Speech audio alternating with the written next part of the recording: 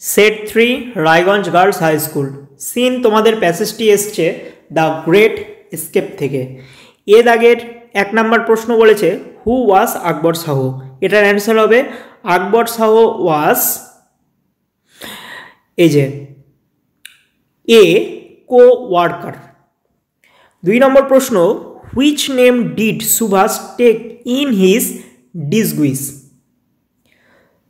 এটার অ্যান্সার লিখবে Subhas taken Mohammad Ziauddin in his disguise. 3 number question what was the real identity of Mohammad Ziauddin.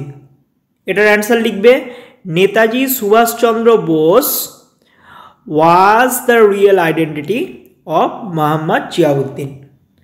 4 number question what items were purchased for Subhas to be carried with him on his journey. এটার অ্যান্সারটা কিভাবে লিখবে?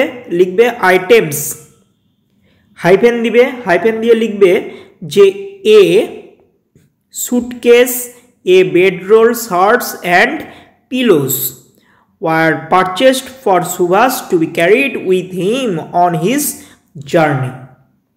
বোঝাতে পারলাম আশা করি এর অ্যান্সারগুলো। এরপর আসি হচ্ছে পরের কোশ্চিনে। পরের কোশ্চিন ট্রু ফলস দিয়েছে।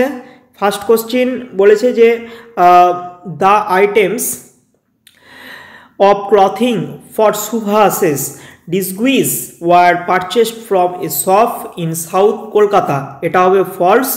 সাপোর্টিং স্টেটমেন্টস দিবে এই যে এটা Together they went to a shop in central Calcutta where they purchased baggy salwars and a black fetch for Subhas's disguise. এতদূর লাইন লিখে দিলেই হয়ে গেল। এরপর আসি হচ্ছে পরের কোশ্চিনে। 2 দাগের কোশ্চিন বলেছে যে CC then went to the bank and ordered a set of credit cards. এটা সম্পূর্ণরূপে ফলস হবে। তাহলে সাপোর্টিং স্টেটমেন্ট কি হবে? সাপোর্টিং স্টেটমেন্ট তোমরা এই লাইনটা দিবে, অর্থাৎ এই যে CC then went to a printer shop. ঠিক আছে, এটা হবে অ্যান্সার।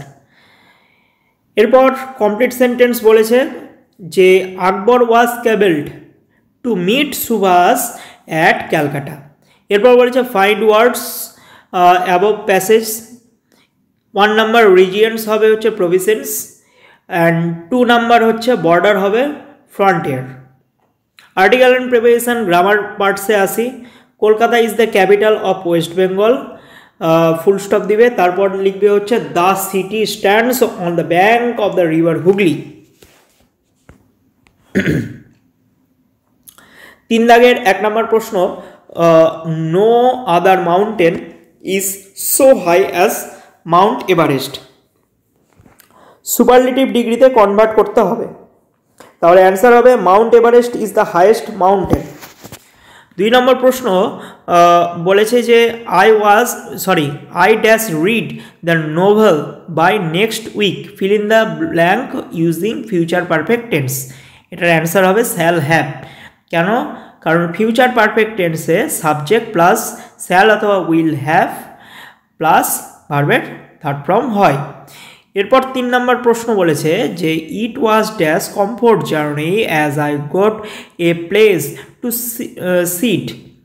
এটা সাফিক্স ইউজ করতে হবে, তাহলে কমফোর্ট কি বলতে পারি? কমফোর্ট বলতে পারি হচ্ছে কমফোর্টফুল। কমফোর্ট বলতে পারি কমফোর্টফুল। এই যে লিখে দিয়েছি কমফোর্টফুল, COMFORTFUL। 4 নম্বর কোশ্চিন বলেছে যে Raja is not afraid to speak the truth, underline the infinitive. Infinitive হবে হচ্ছে টু স্পিক। 5 নম্বর কোশ্চিন বলেছে the performers dash sing since evening, fill in the blanks with present perfect continuous tense. Present perfect continuous টেন্সে কি আসে? Subject plus have অথবা has been plus ভার্বের সাথে ING এবং একটা অবজেক্ট। তাহলে এখানে পারফর্মার্স আছে, তাই আমরা বলতে পারি have been singing, have been singing. Next 6 number question, the রাজধানী এক্সপ্রেস রানস ড্যাশ, ব্র্যাকেটে দিয়েছে first than most other Indian trains, feel in the blanks with the given adjectives in it's proper degree. তাহলে হবে ফাস্টার।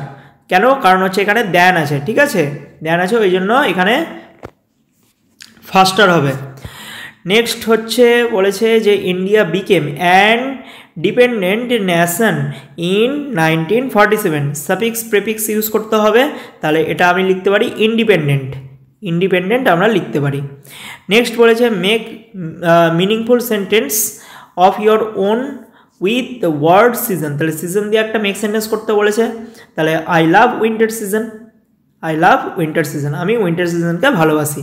এরপর writing skill দিয়েছে। Writing skill হচ্ছে তোমাদের যে ফার্স্ট স্টোরিটা দিয়েছে অতটা ইম্পর্টেন্ট নয়, করতে হবে না, এবং 5 নাম্বার যেটা রয়েছে সেটা কিন্তু পরীক্ষাতে আসে, এবং 5 নাম্বারের অ্যান্সার তোমাদের দিয়ে দেওয়ার চেষ্টা করছি, তোমরা দেখে নাও।